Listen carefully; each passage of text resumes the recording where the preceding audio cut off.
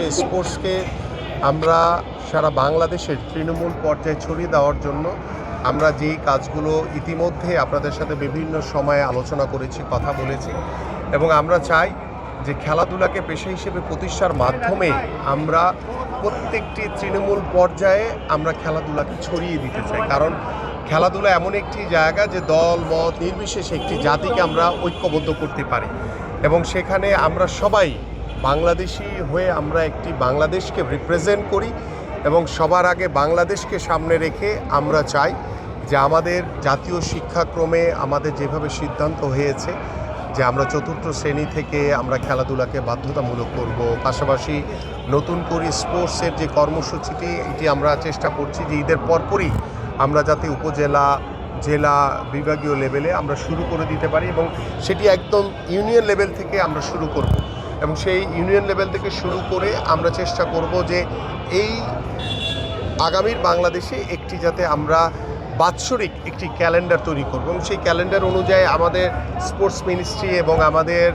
NSC থেকে আমাদের যে ক্যালেন্ডাররা রয়েছে, এবং আমরা সেখানে আন্তর্জাতিক পর্যায়ে আমাদের ফুটবল, ক্রিকেট থেকে শুরু করে সকল আর্চারি, শুটিং, ভলিবল, হ্যান্ডবল, আমাদের সাঁতার, সকল খেলোয়াড়দের একটি যে আমরা সারা বছর একটি ক্যালেন্ডার ভিতরে নিয়ে আসতে চাই, এবং সেই ক্যালেন্ডার ভিতরে আনার মাধ্যমে আমরা আমাদের যে জেলা ক্রীড়া অফিসার রয়েছে এবং আমরা উপজেলা ক্রীড়া অফিসার আমরা সৃজন করব ইনশাল্লাহ, এবং আমরা প্রত্যেকটি স্কুলে আমরা এখন এই পর্যায়ে হয়তো বা আমরা প্রত্যেকটি স্কুলে ক্রীড়া শিক্ষক নিয়োগ দিতে পারবো না, বাট আমরা উপজেলা পর্যায়ে প্রত্যেকটি ইভেন্টের জন্য 3 জন করে ক্রীড়া শিক্ষক নিয়োগের মাধ্যমে আমরা টোটাল একটি বাংলাদেশের পরিবেশগতভাবে, সামাজিকভাবে আমরা একটি পরিবর্তন আনতে চাই বাংলাদেশের ক্রীড়াঙ্গন নিয়ে। এবং আপনি যে বিষয়টি বলেছেন যে আমি আমার এলাকার জন্য কি করব। আমি যেহেতু স্পোর্টসম্যান এবং আমার এই এলাকা সহ আমাদের ঢাকা মহানগরীতে আপনারা সকলেই জানেন যে খেলার মাঠের অনেক অভাব, এবং আমাদের যেটি পরিকল্পনার ভিতরে রয়েছে যে আমরা 2টি ওয়ার্ড কিংবা 3টি ওয়ার্ডের মাঝখানে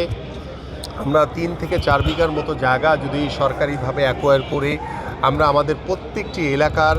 বাচ্চাদের জন্য, আমাদের তরুণ যুব সমাজের জন্য আমরা খেলার উপযোগী মাঠ তৈরি করতে চাই, এবং সেই মাঠ তৈরির চারিপাশে আমাদের ওয়াকওয়ে থাকবে। সেই ওয়াকওয়েতে আমাদের বয়োবৃদ্ধ বাবা মারা যারা বয়স্ক রয়েছেন তারা হেঁটে তাদের শরীরকে সুস্থ রাখবেন। এভাবে আমাদের পরিকল্পনা রয়েছে।